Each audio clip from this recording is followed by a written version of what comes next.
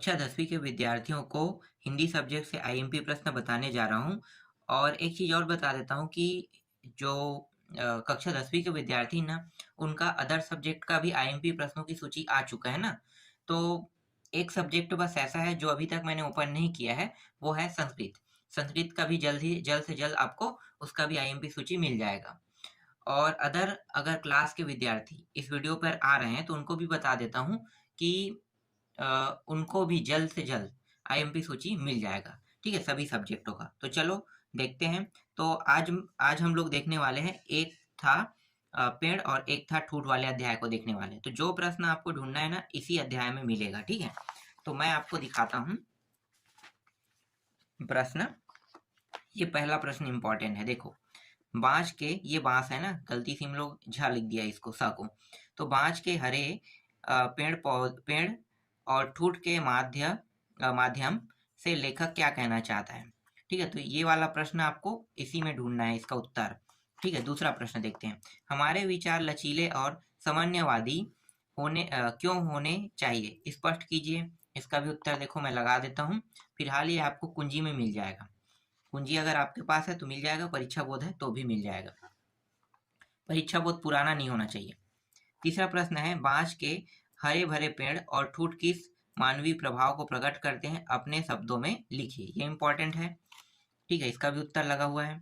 इसके बाद देखो चौथा है, दृढ़ता और जड़ता में फर्क को पाठ में किस प्रकार से बताया गया है, उदाहरण के साथ स्पष्ट कीजिए, ठीक है। इसका भी उत्तर मैं लगा देता हूँ और ये आपको मिल जाएगा आसानी से, ठीक है।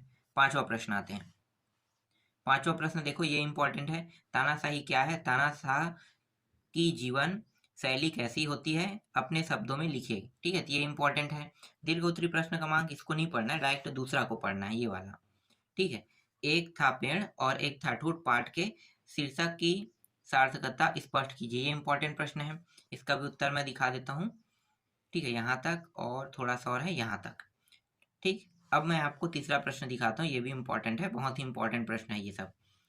आज की परिस्थितियों में एक आदर्श व्यक्ति के जीवन की क्या-क्या विशेषताएं हो सकती है, ठीक है। ये इंपॉर्टेंट है,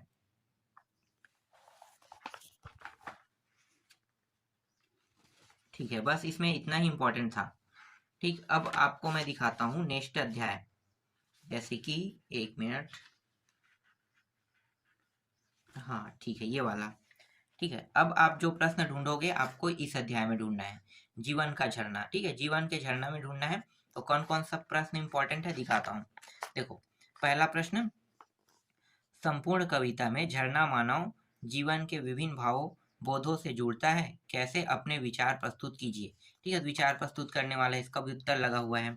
इसी तरह से दूसरा प्रश्न देखो, पंक्ति बाधा के रोड़ों से लड़ता का आशय जीवन को कैसे और कब कब प्रभावित तथा प्रेरित करता है, अपने शब्दों में लिखे, कह रहा है। ये इंपॉर्टेंट है, इसका भी उत्तर लगा हुआ है, ठीक है। इसके बाद देखो, ये है जीवन का झरना कविता में मानव का मृत हो जाना क्यों और कब बताया गया है। ये इंपॉर्टेंट प्रश्न है, ठीक है। इसका भी उत्तर मैं आपको दिखा देता हूँ, ये रहा इसका उत्तर, ठीक है। चौथा देखो, चौथा भी इंपॉर्टेंट है। कविता की उन पंक्तियों को लिखिए जो मानव मन को संघर्ष के लिए प्रेरित करती है, ठीक है। ये इंपॉर्टेंट है, ठीक। इसका भी उत्तर मैं दिखा देता हूँ, ये रहा, ठीक है। आगे देखते हैं। इसके बाद देखो, यहाँ पे पांचवा नहीं पढ़ना है, छठवां नहीं पढ़ना है, डायरेक्ट आते हैं सातवां में आते हैं, ठीक है। सातवां इंपॉर्टेंट, इसको पढ़ना है। कविता में यह साफ झलकता है कि झरना पहाड़ के भीतर के अंदर फूट कर विभिन्न बाधाओं से लड़ते हुए आगे बढ़ता है। मानव जीवन भी ऐसा ही होता है या इससे अलग, अपने विचार तर्क सहित रखिए, कह रहे हैं, ठीक है। ये इंपॉर्टेंट है। इसके बाद डायरेक्ट ना आपको ये प्रश्न देखना है, ठीक है। दीर्घोत्तरी का पहला, कवि ने जीवन की समानता झरने से किन किन रूपों में की है, अपने शब्दों में लिखे। ये इंपॉर्टेंट प्रश्न है, ठीक है। ये आएगा